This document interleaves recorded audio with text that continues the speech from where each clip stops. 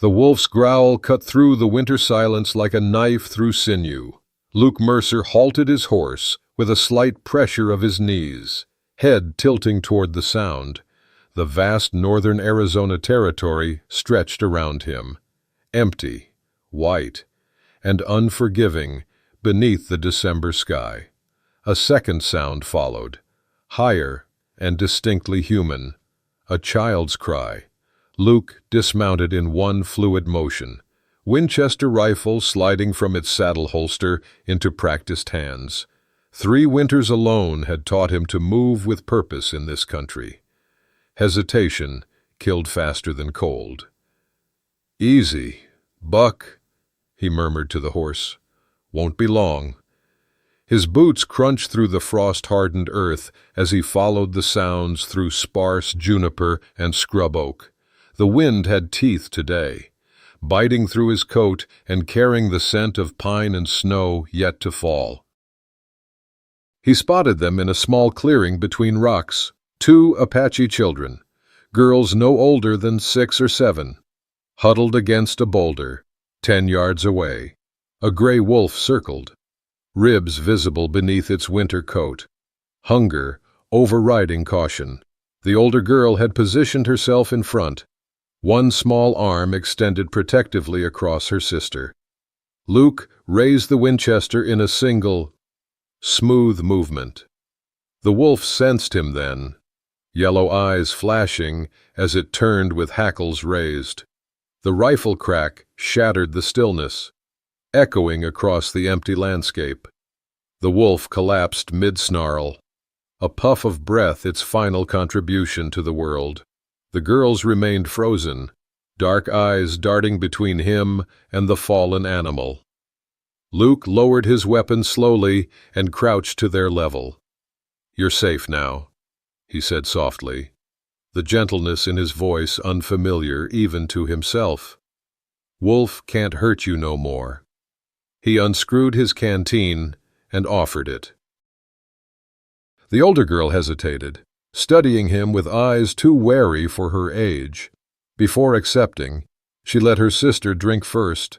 Their deerskin clothing was worn thin, inadequate against the winter cold. Luke shrugged out of his coat and held it out. "Storm's coming. My cabin's not far." The older girl took the coat without a word, wrapping it around them both. The younger one's gaze remained fixed on his face, searching for something only she could name. When Luke stood to lead them back toward his horse, her small hand reached out and caught the rough fabric of his sleeve. The unexpected contact sent a jolt through him, a sensation like remembered warmth. Buck snorted as they approached, but stood steady as Luke lifted the girls onto the saddle. The sky had darkened, heavy clouds promising snow before nightfall. His decision was made for him. Finding their people would have to wait. "Hold tight," he instructed, taking the reins to lead Buck toward home. The cabin appeared through thickening snowfall, a simple structure of hand-hewn logs with a stone chimney that leaked a thin trail of smoke. Not much to look at, but solid against the coming storm. The sight stirred no particular feeling in Luke. It had been shelter, not home, for 3 long years. The cabin door creaked open to reveal a sparse interior, one room with a stone fireplace, a rough-hewn table with 2 chairs, a narrow bed in the corner, and little else to suggest permanent habitation. A single photograph in a wooden frame sat on the mantel, the sole decoration in an otherwise utilitarian space. Luke settled the girls near the hearth, adding logs to build the fire higher. "Get warm," he said. "I'll find something to eat." The older girl kept her sister close, watching Luke's every move as he put a pot of beans to heat and sliced bread from a loaf. Their whispered exchange in Apache created a strange intimacy in the cabin that had known only silence. The younger girl's attention wandered to the photograph. She pointed, a question in her eyes. Luke's throat tightened. "That was my wife," he said. "Sarah. She's gone now." gone. Such a simple word for the devastation of watching Sarah hemorrhage after their stillborn son arrived. For the twin graves he dug behind the missionary hospital. For his decision to vanish into the wilderness rather than return to their homestead in Colorado. The girls ate cautiously, the older one tasting each spoonful before allowing her sister to eat. Luke observed them from his chair, noting how the smaller one's eyelids grew heavy in the warmth. The older maintained her vigilance, even as exhaustion pulled at her. "You got names?" he asked, not expecting an answer. The older girl hesitated. "Tala," she said finally. "She Winona." "Luke," he replied, tapping his chest. "Luke Mercer."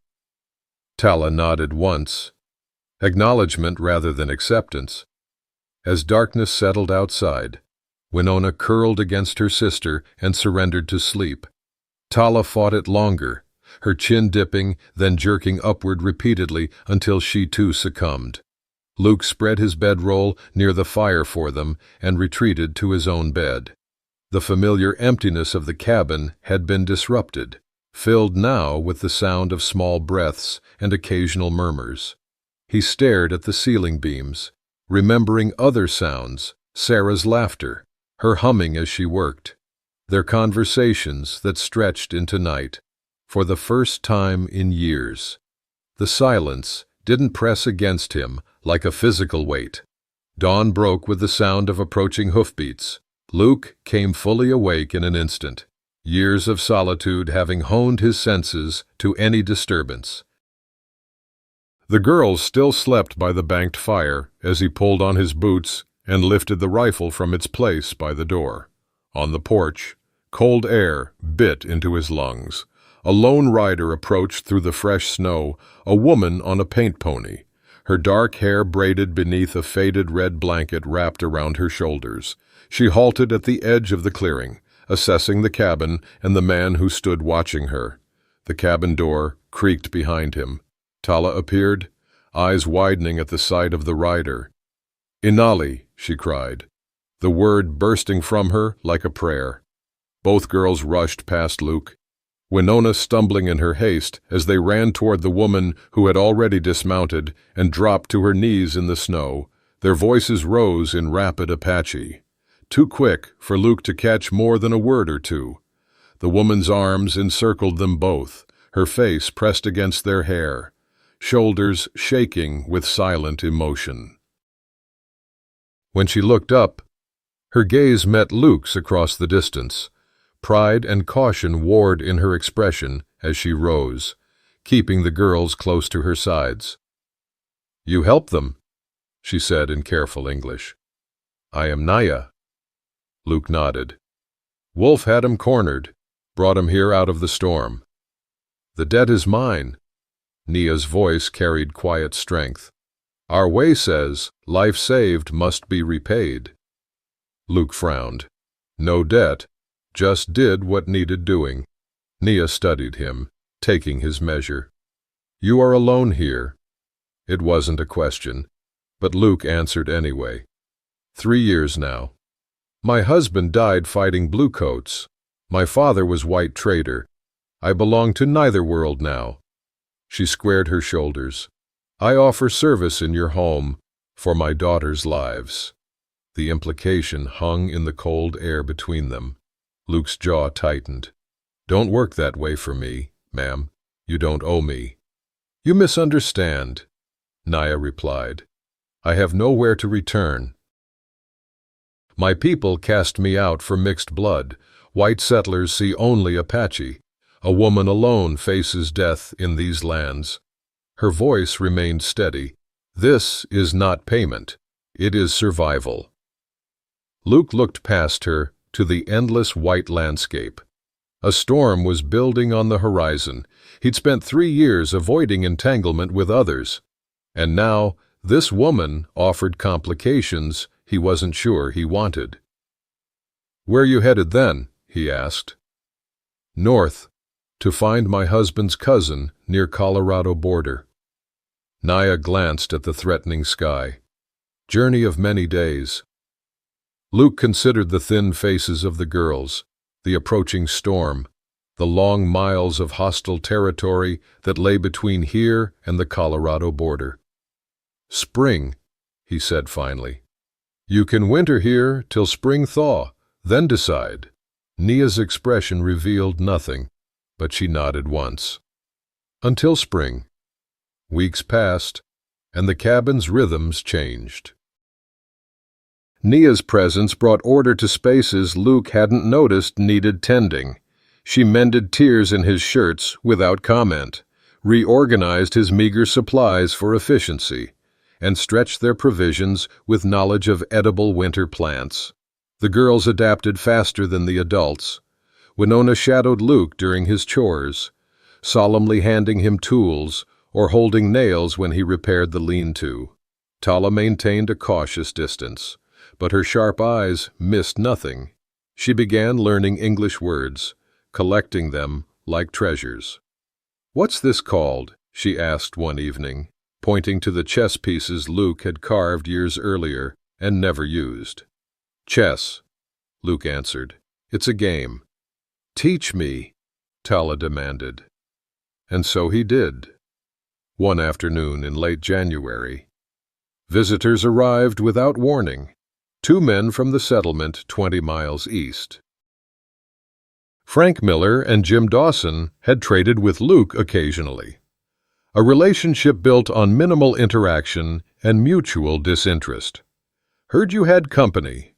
"Mercer," Miller called as they dismounted, his gaze fixed on Nia, who stood in the doorway.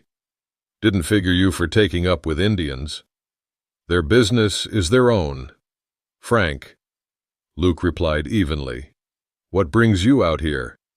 "Thought you should know there's talk." Dawson spat tobacco juice into the snow. "Army's been having trouble with renegades up north. Some folks getting nervous about Indians hiding out." "Nobody's hiding," Luke said. "Just waiting out winter is all." Miller's smile didn't reach his eyes. "Colonel Bradley's got a militia forming, talking about cleaning house come spring." He nodded toward Nia. "Best not get too comfortable with your arrangement." After they departed, tension lingered like gun smoke. Nia's face remained composed, but her knuckles had whitened around the wooden spoon she held. "They fear what they do not understand," she said quietly. "It has always been so." That evening, after the girls slept, Nia spoke of her life, her education at a mission school, her marriage against both families' wishes, the loss of her husband and their home. "I have walked between worlds my entire life," she said, fingers working a piece of sinew into braided cordage, "too white for my mother's people, too Apache for my father's." Luke watched her hands, steady and sure in their task. "Those men won't decide what happens here," he said. "They already have." Nia replied, "Their minds see only what they expect to see." Luke poured coffee for them both. "What do you see when you look ahead to spring?" Nia's gaze met his across the small table. "I see snow that must melt before new growth comes. I see paths that may open or close. I see my daughters safe." She paused. "What do you see? Luke Mercer?" The question settled in him like a stone dropping through still water. For 3 years, he'd seen nothing ahead but empty days strung together. Now the future held shapes he couldn't quite define. "Don't know yet," he answered honestly, "but I'm starting to look." A wolf's howl pierced the pre-dawn darkness, close enough that Luke jerked awake, reaching for his rifle before consciousness fully claimed him. Nia was already moving, bow in hand, silently waking the girls and guiding them to the corner furthest from the windows. Outside, shadows moved through the dim light. 5, maybe 6 wolves circling the small corral where Buck stamped nervously. Hunger had made them bold, driving them to risk approaching the cabin in search of food. "They have been watching," Nia said, checking her bow. 3 days now. Luke hadn't noticed, a realization that bothered him more than the wolves. "How'd you know?" "I listen," she replied simply. She handed Tala a quiver of arrows. "Stand ready." They positioned themselves, Luke at the front door, Naya at the side window. The wolves continued circling, tightening their formation around the corral. When the first animal lunged at the rough-hewn fence, Luke's shot dropped it mid-leap. The crack of the rifle scattered the pack momentarily, but hunger overrode caution. A second wolf darted toward the chicken coop at the side of the cabin. Nia's arrow caught it in the throat before it reached the flimsy door. The remaining wolves regrouped, more cautious now, but unwilling to abandon their hunt. As dawn lightened the eastern sky, Luke spotted new movement beyond the trees, riders approaching. 4 men with rifles across their saddles. Frank Miller led them. "Got more trouble," Luke muttered, nodding toward the riders. Naya's expression hardened. "The wolves we know are not always the most dangerous." The men halted at the edge of the clearing. Miller raised a hand in mock greeting. "Thought we heard shooting." "Mercer," he called. "Came to see if you needed help." His eyes flicked to Nia at the window. "Bow still ready. Though seems like your squaw's handling things." "Got it under control," Luke answered, stepping from the porch. "Do you?" asked a bearded man behind Miller. "Way I hear it, you've gone native, living with Indians, turning your back on your own kind." "My property, my business," Luke said. His rifle remained pointed downward but ready. "Appreciate the concern, but you can ride on." "Maybe we don't feel like riding," Miller replied. "Maybe we came to have a word about the Apache problem in these parts." He nodded toward the cabin. "Colonel says all Indians need to be on reservation land. Those that ain't are fair game." The wolves had withdrawn to the tree line, but remained visible, watching. Luke found himself caught between 2 threats, neither willing to retreat. "This woman and her daughters are under my protection," he stated, raising his voice to carry to all the riders. "Any man who threatens them answers to me." Miller's face darkened. "You choosing them over your own kind, Mercer?" "I'm choosing what's right," Luke replied. "You boys do the same and ride out." A tense silence stretched between them. Behind, Luke sensed Nia moving to the doorway. The soft creak of her bowstring pulled tight. The bearded man spat into the snow. "You're making a mistake. Mercer, spring's coming, and things are going to change." He glanced toward the wolves watching from the trees. "Not all predators are so easy to spot." Miller nodded curtly. "We'll be seeing you." The riders departed with the rising sun, their threats hanging in the cold air. As they disappeared into the trees, the wolf pack finally melted away as well, leaving only bloody snow and silence behind. Nia's hand found Luke's arm, her touch tentative. "They will return," she said quietly. Luke nodded. "Reckon so." "When spring comes," she began. "Spring's just a season," Luke interrupted. "Doesn't decide anything for us." Her fingers tightened briefly on his sleeve before withdrawing. "Us," she repeated, the word carrying a question. Luke looked at the cabin, no longer the empty shelter he'd retreated to in grief, but something transforming into a home. At the doorway, Tala and Winona watched, their faces solemn but unafraid. "Us," he confirmed. April brought the first wildflowers pushing through melting snow around the cabin. The structure itself had changed. Crude carvings decorated the porch posts where Tala practiced with her new knife. Winona's collection of pine cones and unusual stones lined the windowsills, and bundles of herbs hung from the rafters where Nia had placed them to dry. Luke sat on the porch steps, mending a bridle while watching Winona chase a butterfly through fresh grass. Inside, he could hear Nia and Tala speaking in mixed Apache and English, their voices a comfortable backdrop to his work. Spring had arrived as promised, the season of departure, according to their winter arrangement. Nia joined him on the steps, her presence familiar now in ways he couldn't have imagined months earlier. They sat in companionable silence, watching Winona's exploration of the emerging world. "The pass will be clear soon," Nia said finally. Journey north would be possible. Luke's hands stilled on the leather. "That's still what you want?" "Want is luxury I have not permitted myself." She smoothed her skirt, a gesture he'd come to recognize as her gathering thoughts. For years, survival was enough. And now? Now I wonder what grows after winter ends. Her gaze met his directly. "What do you see when you look ahead, Luke Mercer?"